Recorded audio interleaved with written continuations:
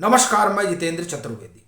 जिस एमएसपी के सहारे राजनीतिक फसल काटने की कवायद चल रही है, उसका फोर्ड फाउंडेशन से क्या कनेक्शन है? फिर यह भी कि कांग्रेस की इसमें क्या भूमिका है। और यह सवाल इसलिए भी बड़ा हो जाता है क्योंकि राहुल गांधी तो गारंटी की बात कर रहे हैं और इसे योगेंद्र यादव सरीखे अलंबरदार आगे बढ़ा रहे हैं। प्रश्न यह है कि योगेंद्र यादव वो कौन सा सच है जो छुपा रहे हैं और राहुल गांधी किस रहस्य पर पर्दा डाल रहे हैं, इसकी हम लोग पड़ताल करेंगे।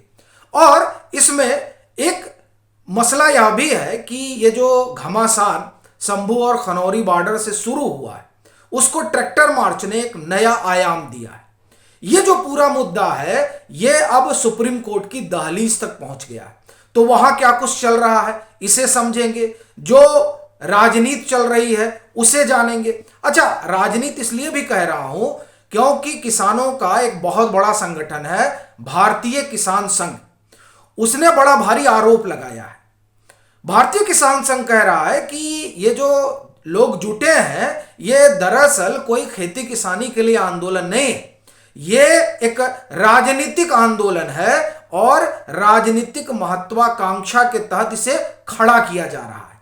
अब बड़ी बात यह है कि जो भारतीय किसान संघ कह रहा है, इस बात की चर्चा तो तभी से हो रही है जब से ये कॉल दी गई दिल्ली कूच की, यानी 13 फरवरी से ही ये बात आम हो चली है कि साहब इसे हवा किसने दी है, इसे आम आदमी पार्टी आगे बढ़ा रही है या कांग्रेस आगे बढ़ा रही है। ये विमर्श का विषय बना हुआ है।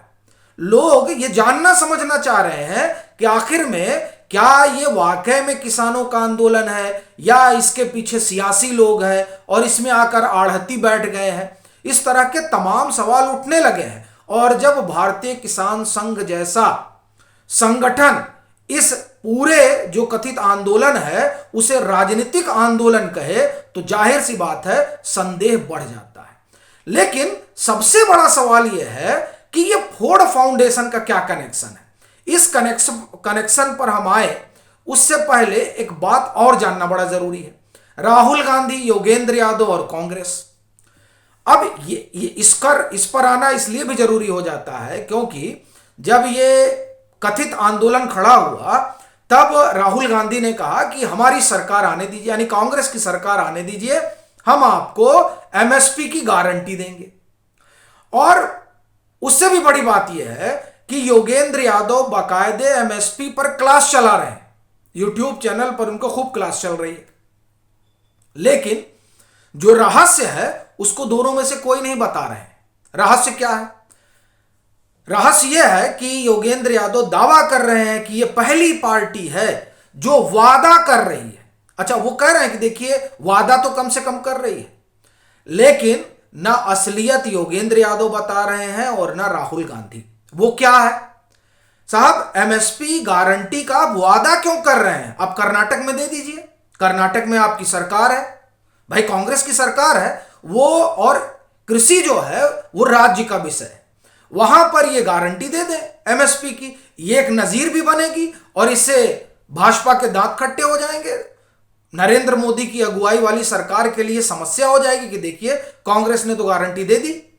आप राजस्थान में आपकी सरकार थी और कांग्रेस ने वादा किया था कि गारंटी होगी, क्यों नहीं गारंटी होगी? गारंटी दे देना चाहिए था।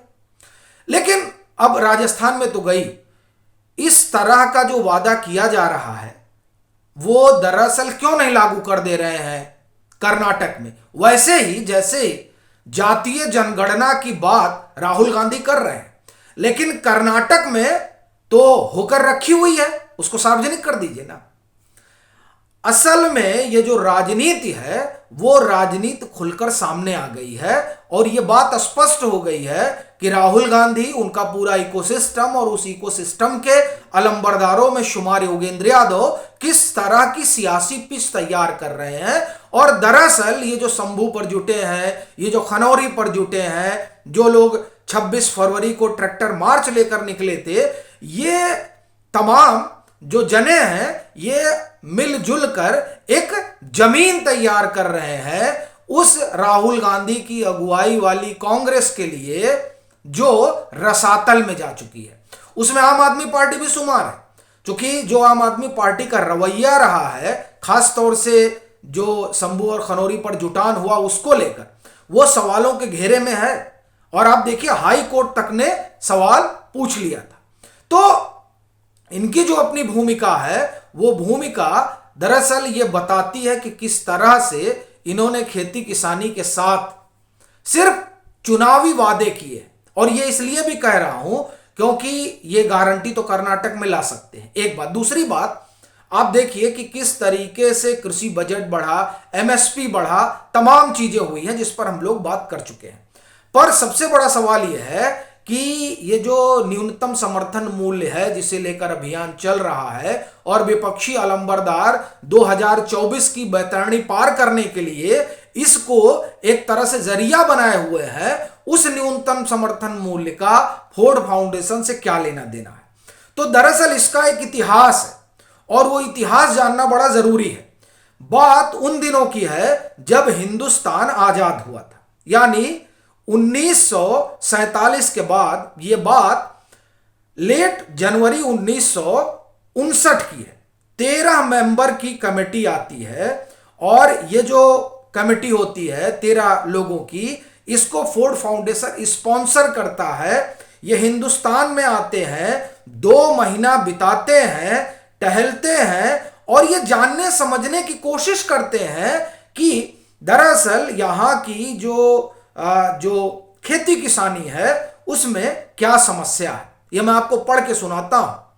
इन late January 1956 A 13 members Ford Foundation sponsored agriculture production team from the US spent over 2 months in India, traveling to different states, meeting people on the ground and the officers at all level from Gram Sevak to Chief Minister.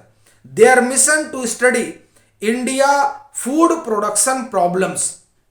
ठीक है, ये यहां आए थे अध्ययन करने के लिए कि समस्या क्या है। और जब समस्या इन्होंने खोजी तब इन्होंने एमएसपी गारंटी होनी चाहिए ये सुझाव दिया। आपको एक चीज बताऊं कि दरअसल रहस्य क्या है। उस समय अमेरिका को इस बात का डर सता रहा था कि कहीं ऐसा ना हो कि नए नए आजाद हुए हिंदुस्तान में, तब सोवियत संघ हुआ करता था, तो कहीं कम्युनिज्म का प्रभाव ना बढ़ जाए, कम्युनिज्म ना घुस जाए। तो कम्युनिस्ट प्रभाव और अपनी विचारधारा को आगे बढ़ाने के लिए कुछ ऐसा, आप एक तरह से कहें कि साम दाम दंड भेद अपनाने की कोशिश हुई, जिसमें ये बता दिया कि नहीं साहब आप मिनिमम सपोर्ट प्राइस दीजिएगा, तो इससे दीजिएगा तो लोग जो है अन्न उत्पादन करेंगे, और अन्न उत्पादन करेंगे तो जो है आपके यहां फूड सिक्योरिटी बनी रहेगी। तो ये एक तरह से आप कहें कि ताना बाना तब बुना गया था। कहना यह है कि एमएसपी का जो विचार है वो फोर्ड फाउंडेशन ने दिया था। वही फोर्ड फाउंडेशन जो तमाम तरह की, आप ये कहें कि हिंदुस्तान में कई जो देश विरोधी गतिविधियां हैं, अगर मैं ये ना कहूं तो कम से कम जो मौजूदा प्रधानमंत्री है नरेंद्र मोदी, उनके खिलाफ अभियान चलाने के लिए इस फोर्ड फाउंडेशन ने कई लोगों को फंड किया, वो चाहे हर्षमंदर हो और चाहे तिस्ता सीतलवाड़ हो।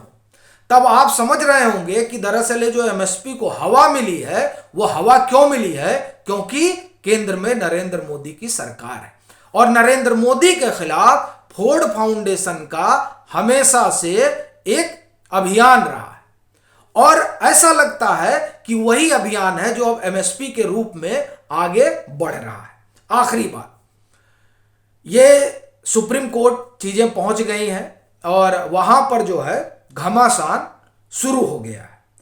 क्या कुछ चीजें हैं, क्या सवाल उठाए गए हैं, इस पर हम लोग अलग से विस्तार से बात करेंगे, चूंकि सुप्रीम कोर्ट में मामला पक्ष और विपक्ष का दोनों गया है। यानी वो लोग भी गए हैं जो शंभू और खनौरी बॉर्डर पर जुटे लोगों से परेशान हैं, और वो लोग भी वहां पहुंचे हैं जो ये चाहते हैं कि सरकार जो है शंभू और खनौरी बॉर्डर पर जुटे लोगों को आगे बढ़ने दे।